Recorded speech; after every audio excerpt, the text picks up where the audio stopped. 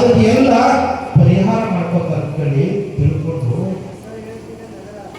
ಕಾಶ್ಮೀರದ ಮಹಾದೇವ ಗೋಪಾಲ ಮಹಾರಾಜ ಆ ಅರಮನೆಯನ್ನು ಬಿಟ್ಟು ಬರ್ತಾರೆ. ಏನಿದ್ದಿಲ್ಲ ಅವನ ಹತ್ರ ಅರಮನೆ ಇತ್ತು, ಆಳು ಕಾಳು ಇತ್ತು, ರೊಕ್ಕ ಇತ್ತು, ರೂಪಾಯಿ ಇತ್ತು, ದಾಸಿ ಇದ್ರು, ಮಹಾರಾಣಿ ಇದ್ದ, ಮಂತ್ರಿಗಳಿದ್ರು, ಆ ಸೇವಕರಿದ್ರು, ಜವಾನ್ಗಳಿದ್ರು, ಆನೆ ಇತ್ತು, ಕುದುರೆ ಇತ್ತು, ಎಲ್ಲ ರಥ ಇತ್ತು. ಏನಿದ್ದಿಲ್ಲ ಇಷ್ಟೆಲ್ಲ ಇದ್ರು ಕೂಡ ಆ ಮಹಾದೇವ ಗೋಪಾಲ ಕಲ್ಯಾಣಕ್ಕೆ ಬರ್ತಾನೆ.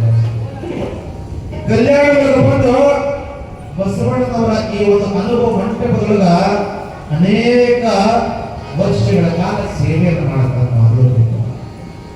ಸೇವೆಯನ್ನು ಮಾಡಿ ಮಾಡಿ ಮಾಡಿ ಬಹಳ ದೊಡ್ಡ ರಾಜನಾಗಿರ್ತಕ್ಕಂಥ ಮಹಾದೇವ ಗೋಪಾಲ ಈ ಅನುಭವ ಮಂಟಪ ವ್ಯವಸ್ಥೆಯನ್ನು ಕುರಿತು ಒಂದು ವಚನವನ್ನು ಬರೆದಿದ್ದಾರೆ. ಸುಂದರವಾಗಿರ್ತಕ್ಕಂಥ ಆನೆ ಕುದುರೆ ಭಂಡಾರ ಬಿತ್ತೊಡೆಯಲು ಎಷ್ಟು ಚಂದ ನೋಡ್ರಿ. ಒಂದು 4-5 ಸಾಲಿನ ವಚನದ ಆನೆ ಕುದುರೆ ಭಂಡಾರ ಬಿತ್ತೊಡೆಯಲು ತಾಂಬೂರು ಪಡೆಯಕ್ಕೆ ಒಂದಾವಿನ ಹಾಲು.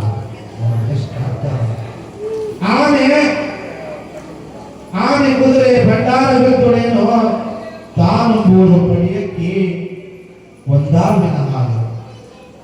ಮಲಗೋದು ಅರ್ಧ ಮಂಚ.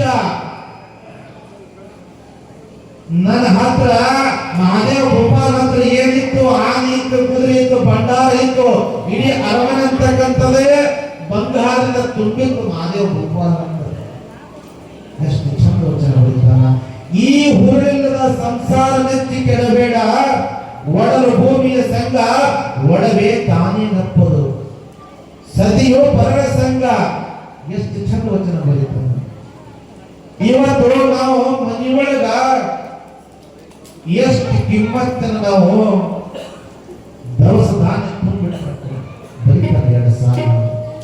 ಮನೆಯೊಳಗ ಚೀಲಗಟ್ಟಲೆ ಕ್ವಿಂಟಾಲ್ಗಟ್ಟಲೆ ನಮ್ಮ ಗೋಡಾವನೊಳಗ ಜ್ವಾಳ ಅದ, ಅಕ್ಕಿ ಅದ, ಗೋಧಿ ಅದ, ಕಡಲೆ ಅದ, ತೊಗರಿ ಅದ ಅಂತಂದ್ರು ಕೂಡ ತಾನಂಬುವರು ಪಡೆಯಕ್ಕೆ ಅಷ್ಟೆಲ್ಲ ಊಟ ಮಾಡ್ತಾರೆ ಅಂತ ಕೇಳ್ತಾರೆ. ಪ್ರಶ್ನೆ ಮಾಡ್ತಾರೆ ಮಹಾದೇವ. ಅಷ್ಟೆಲ್ಲ ನೀನು ಒಬ್ಬನೇ ಊಟ ಮಾಡಕ್ಕೆ ಸಾಧ್ಯ ಅದನೋ? ಕ್ವಿಂಟಲ್ ಗಟ್ಟಲೆ ನೀನು ಚೀಲ ಒಟ್ಟಿಗೆ ಮನೆಯೊಳಗ ಅಷ್ಟೆಲ್ಲ ಊಟ ಮಾಡಕ್ಕೆ ಸಾಧ್ಯ ಅದನಪ್ಪ? ಇಲ್ಲ. ನಿನ್ನ ಕೊಟ್ಟಿಗೆ ಒಳಗ ಸುಮಾರು 10 ಆಕಳುಗಳು ಕಟ್ಟಿದ್ದೆ. ಒಂದಲ್ಲ ಎರಡಲ್ಲ ಅನೇಕ ಆಕಳುಗಳು, ನಾನಾ ತರದಾಗಿರ್ತಕ್ಕಂಥ ಹಾಲು ಇರ್ತಕ್ಕಂಥ ಆಕಳು ಅದಾವ, ಎಮ್ಮೆ ಅದಾವ, ಹೈನ್ ಅದ. ಎಷ್ಟು ಹೈನ್ ಇದ್ರೆ ಏನು? ಆ ಎಲ್ಲ ಆಕಳುಗಳು ಎಮ್ಮೆಗಳು ಹಾಲ ಅಷ್ಟು ಹಾಲು ನೀನು ಒಬ್ಬನೇ ಕುಡಿಯಕ್ಕೆ ಸಾಧ್ಯದ? ಪ್ರಶ್ನೆ ಮಾಡ್ತಾರೆ. ನಿನ್ನ ಹತ್ರ ಬಂಗಾರದ, ಬೆಳ್ಳಿದ, ರೊಕ್ಕದ, ರೂಪಾಯಿದ, ಕಾಳದ, ಕಳಿಯದ ಎಲ್ಲ ಇದ್ರು ಕೂಡ ವಸ್ತು ನಿನಗ ತಿನ್ನಕ್ಕೆ ಸಾಧ್ಯ ಅದ, ಬಳಕೆ ಮಾಡಕ್ಕೆ ಸಾಧ್ಯ ಅದ? ಅಷ್ಟಿದ್ರ ನೀನು ಊಟ ಮಾಡೋದೆಷ್ಟು? ಪಡಿಯಕ್ಕಿ ಅಂದ್ರ ಒಂದು ಮುಟ್ಟಿಗೆ ಅಕ್ಕಿಯಷ್ಟು ಅನ್ನ ಮಾತ್ರ ಊಟ ಮಾಡಕ್ಕೆ ಸಾಧ್ಯದ ಮನುಷ್ಯ. ಅದಕ್ಕಿಂತ ಹೆಚ್ಚಿಗೆ ಮಾಡಕ್ಕೆ ಸಾಧ್ಯ ಇಲ್ಲ. ಅಷ್ಟೆಲ್ಲ ಆಕಳ ಹೈನು ಕೊಡ್ತಾವಂದ್ರ ಅಷ್ಟು ಆಕಳ ಹೈನ ನೀನೇ ಕೊಡ್ಲಿಕ್ಕೆ ಸಾಧ್ಯ ಇಲ್ಲ, ನೀನು ಕುಡಿಯಕ್ಕೆ ಸಾಧ್ಯ ಇಲ್ಲ. ಇಲ್ಲ. ಮನುಷ್ಯ ಎಷ್ಟು ಕುಡಿಬಹುದು ಅಂತಂದ್ರ ಒಂದು ಆಕಳದ ಒಂದಾವಿನ ಹಾಲು, ಒಂದು ಮೊಲೆ ಹಾಲಷ್ಟೇ ಕುಡಿಬಹುದವ. ಅಷ್ಟು ಒಂದು ಆಕಳ ಹೈನ ಒಬ್ಬನೇ ಕುಡಿಲಿಕ್ಕೆ ಸಾಧ್ಯ ಇಲ್ಲ ಅಂತಕ್ಕಂಥ ಮಾತು ಬರೀತಾರೆ. ಇಲ್ಲ, ದೊಡ್ಡ ಮನೆ ಕಟ್ಟಿನಿ, ಬಿಲ್ಡಿಂಗ್ ಮೇಲೆ ಬಿಲ್ಡಿಂಗ್ ಕಟ್ಟಿನಿ, ಚಲೋ 4 ಅಂತಸ್ತಿನ ಮನೆ ಕಟ್ಟಿನಿ, ಈ ಡೈನಿಂಗ್ ಹಾಲ್ ಅದ, ಕಿಚನ್ ಅದ, ಬೆಡ್ರೂಮ್ ಅದ, ಮಾಸ್ಟರ್ ಬೆಡ್ರೂಮ್ ಅದ, ಹಾಲ್ ಅದ, ದೇವರ ಕೋಣೆ ಅದ, ಎಲ್ಲ ಅದಾವ. ಅಂದ್ರೆ ಬೆಡ್ರೂಮ್ ಅದ ಅಂತಂದ್ರ ಒಂದು 10 ಹಿಂಗ 10 ಬೆಡ್ರೂಮ್ ಇರ್ತದಲ್ಲ. ಆ ಬೆಡ್ರೂಮ್ ಅದ ಅಂದ್ರೆ ಬೆಡ್ರೂಮ್ ಒಳಗ ಪೂರ್ತಿ ಒಂದು ಬೆಡ್ರೂಮ್ ತುಂಬಾ ನೀವು ಮಲಗಕ್ಕೆ ಸಾಧ್ಯ. ಮಲಗುವುದು ಅರ್ಧ ಮಂಚ. ಎಷ್ಟು ಚಂದ ಬರೀತಾನ. 10 ಬೆಡ್ರೂಮ್ ಅದ ಅಂದ್ರೆ ಕೂಡ ನೀನು ಪೂರ್ತಿ ಮಲಗಕ್ಕೆ ಸಾಧ್ಯ ಇಲ್ಲ. ಆ ಬೆಡ್ರೂಮ್ ಒಳಗ, ಆ ಕೋಣೆ ಒಳಗ ಒಂದು ಮಂಚ ಹಾಕ್ತಾರ. ಮಂಚ ಹಾಕಿದ್ರೆ ಮಂಚದ ಪೂರ್ತಿ ನೀವು ಮಲಗಕ್ಕೆ ಸಾಧ್ಯ ಇಲ್ಲ. ಅರ್ಧ ಮಂಚ, ಮಲಗುವುದು ಅರ್ಧ ಮಂಚ. ಈ ಊರಿನ ಸಂಸಾರ ನೆಚ್ಚಿ ಕೆಡಬೇಡ ಮನುಜ ಅಂತಕ್ಕಂಥ ಮಾತು ಬರೀತಾರ.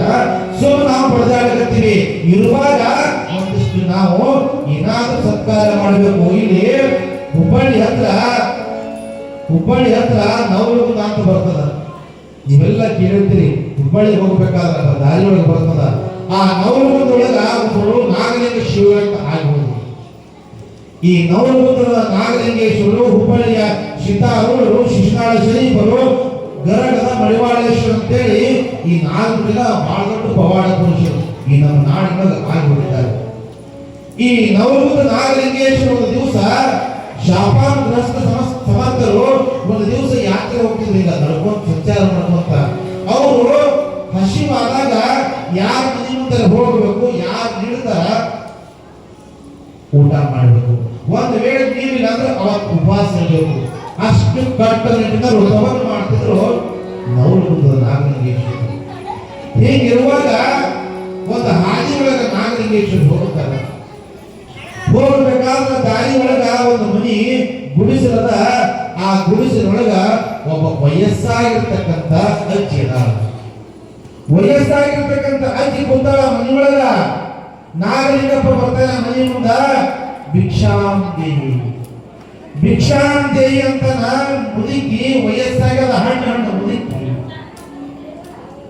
ತಲೆ ಮೇಲೆ ಕೂದಲು ಬೆಳಗಾಗ್ಯಾವ, ಸೀರೆ ಸುಕ್ಕಾಗ್ಯದ, ಕೈಯೊಳಗ ಬಡಗಿ ಹಿಡ್ದಾಳ. ಗುಡಿಸಲದ. ನನ್ನಪ್ಪ ಹಳದಪ್ಪ ಗುರು ನಾಗಲಿಂಗ ಬಂದಾನ. ಮನೆ ನೋಡ ಬಡವ, ಮನ ನೋಡ ಶ್ರೀಮಂತ. ನನ್ನ ಅಪ್ಪ ಬಂದಾನ, ಅಪ್ಪಗೆ ಏನಾರ ಕೊಡ್ಬೇಕು.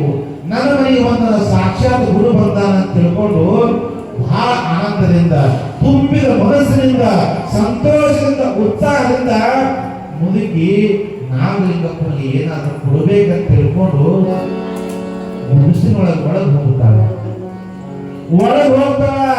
ಹೋಗಿ ನೋಡ್ತಾಳ. ಗುಡಿಸಿನೊಳಗ ಎಲ್ಲ ಮಣ್ಣ ಪಾತ್ರೆಗಳವ, ಗಡಿಗೆ ಒಂದೊಂದು ತೆಗೆದು ನೋಡ್ತಾಳ. ಯಾವ ಪಾತ್ರೆ ಒಳಗೆ ಕೂಡ ಯಾವುದೇ ಆಹಾರ ಇಲ್ಲ, ಅನ್ನ ಇಲ್ಲ, ರೊಟ್ಟಿ ಇಲ್ಲ, ತಿನ್ನಕ ಬರ್ತಕ್ಕಂಥ ಯಾವ ಹಿಟ್ಟಿಲ್ಲ, ಮತ್ತೊಂದು ವಸ್ತು ಇಲ್ಲ. ಯಾಕ?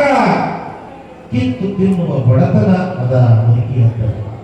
ಕಿತ್ತು ತಿನ್ನತಕ್ಕಂಥ ಬಡತನದ ಗುರು ಬಂಧನ ಕೊಡಬೇಕಂತಕ್ಕಂಥ ಹಂಬಲದ ಅಜ್ಜಿಗೆ ಆತ ಮನೆ ಒಳಗ ಏನಿಲ್ಲ. ನೋಡ್ತಾಳ, ಆ ಕಡೆ ಹಿಟ್ಟದ ನೋಡ್ತಾಳ, ಮತ್ತೊಂದು ಏನಾದ್ರೆ ಅದನ್ನ ಸಿಗುತ್ತದೇನೋ ಕೊಡ್ಬೇಕಂದ್ರ ಏನೇನಿಲ್ಲ. ಮುಖ ಸಣ್ಣಗೆ ಮಾಡಿ, ಸಪ್ಪಗ ಮಾಡಿ, ಅಪ್ಪಗ ನಾಗಲಿಂಗಪ್ಪ ಬಂದಾನ, ಅವನಿಗೆ ಏನ್ ಹೇಳ್ಬೇಕು ಅಂತ ಹೇಳಿ ಚಿಂತೆ ಮಾಡ್ಕೊಂಡು ಹೊರಗೆ ಬರ್ತಾಳ. ಯಾಕ? ನೀಡಬೇಕಂದ್ರೆ ಏನೂ ಇಲ್ಲ. ಗುರುಗ ಬರೆಗೆ ಕಳಿಸ್ಬೇಕಾಗ್ತಂತ ವಿಚಾರ ಮಾಡ್ತಾಳ. ಅಪ್ಪ ನಾ ಏನು ನೀಡಬೇಕಂತ ಮಾಡೀನಿ, ಮನೆಯೊಳಗ ನನಗೂ ತಿನ್ನಕ್ಕೇನಿಲ್ಲ, ನೀಡಬೇಕಂತ ಹಂಬಲದ, ಕೊಡ್ಬೇಕಂತಕ್ಕಂಥ ವಸ್ತು ನನ್ನ ಹತ್ರ ಯಾವುದೂ ಇಲ್ಲಪ್ಪ, ನಾ ಹ್ಯಾಕೆ ಮಾಡಿ ಅಂದಾಗ ನಾಗಲಿಂಗಪ್ಪ ನೋಡ್ತಾನ. ಆ ಕಡೆ ಈ ಕಡೆ ನೋಡ್ತಾನ. ಮೂಲ್ಯಾಗ ಒಂದು ಕಲ್ಲು ಬಿದ್ದದ. ಎಂತ ಕಲ್ಲ? ನಮ್ಮ ತಾಯಂದ್ರ ಮನೆಯೊಳಗ ನೀವೆಲ್ಲ ಖಾರ ಕೊಡ್ತಿರಲ್ಲ, ಬೆಳ್ಳುಳ್ಳಿ ಕೊಡ್ತಿರಲ್ಲ, ಕಲಿಗಲ್ಲ ಅಂತ ಕರೀತಿರಲ್ವ? ಕಲಿಗಲ್ಲ. ಆ ಮನೆ ಒಳಗೆ ಒಂದು ಕಲ್ಲು ಬಿದ್ದದ. ಕಲಿಗಲ್ಲ. ಒಂದು 2 ದಿವಸದ ಹಿಂದ ಆ ಅಜ್ಜಿ ಯಾರ್ದೋ ಮೆಣಸಿನಕಾಯಿ ಕೊಟ್ಟಿದ್ರು, ಖಾರ ಕೊಟ್ಟಿ ಊಟ ಮಾಡಿದ್ರು. ಆ ಕಲ್ಲ ತೊಳೆದಿದ್ದಿಲ್ಲ. ಕಲ್ಲಿನ ಗುಂಡಿಗೆ ಇನ್ನ ಸ್ವಲ್ಪ ಮೆಣಸಿನಕಾಯಿ ಖಾರ ಹತ್ತಿತ್ತು. ನಾಗಲಿಂಗೇಶ್ವರ ನೋಡಿದ್ರು, ಯವ್ವ ಆ ಕಲ್ಲು ಅದಲ್ಲ, ಕಲ್ಲು ತಗೊಳ್ಬಾರ್ದು. ಮುದುಕಿ ಏನ್ ಮಾಡಬೇಕು? ಗುರು ಕೇಳಾಗತ್ತನ. ನೀಡಕ್ಕೆ ಏನಿಲ್ಲ, ಸಂಕೋಚದಿಂದ ಅಂಜಿಕೋತ ಅಡಕೋತ ಗುರುವಿಗೆ ನಾ ಏನು ಕೊಡಿ ಅಂತೇಳಿ ಅಂಜಿಕೋತ ಕಲ್ಲು ತಗೊಂಡು ಬರ್ತಾಳ. ತಂದು ನಾಗಲಿಂಗೇಶ್ವರ ಮುಂದ ಆ ಕಲಿಗುಂಡ ಏನು ಕಲ್ಲು ಇರ್ತದಲ್ಲ, ಕಲ್ಲು ಹಿಡಿದಾಗ ನಾಗಲಿಂಗಪ್ಪ ಆ ಕಲ್ಲಿಗೆ ಹತ್ತಿರ್ತಕ್ಕಂಥ ಖಾರವನ್ನೆಲ್ಲ ತನ್ನ ಬಾಯಿಂದ ತಿಂದು, ಈಗ ಅಜ್ಜಿ ಅವ್ವ ನಿನ್ನ ಉಡೆ ಹಿಡಿ ಅಂತಾನ ನಾಗಲಿಂಗೇಶ್ವರ. ನಿನ್ನ ಉಡೆ ಮಾಡು ಅಂದಾಗ ಮುದುಕಿ ಈಗ ಉಡೆ ಮಾಡ್ತು. ಮಾಡಿದ ತಕ್ಷಣ ಆ ಕಲಿಗುಂಡ ಇತ್ತಲ್ಲ, ಆ ಮುದುಕಿ ಉಡ್ಯಾಗ ಹಾಕದ. ನಾಗಲಿಂಗಪ್ಪ ಮಸ್ತ್ ಹೊಂಟೋದ. ಮುದುಕಿ ಅಂಜುಕೋತ ಕಲ್ಲ ಉಡ್ಯಾಗ ತೆಗೆದು ತಂದು ಮೂಲ್ಯಾಗ ಇಡಬೇಕನ್ನೋದ್ರೊಳಗ ಆ ಕಲಿಗುಂಡ